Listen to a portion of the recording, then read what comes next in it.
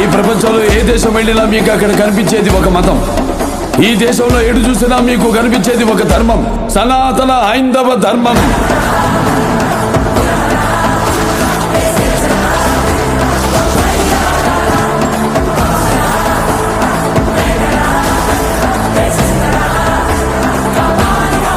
దేశం జోలికి వస్తే మీరు దండిస్తారు, దైవం జోలికి వస్తే మేము ఖండిస్తాం.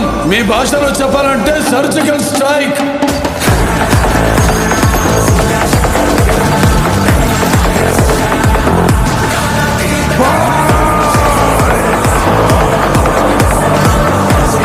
How dare you disturb my course order?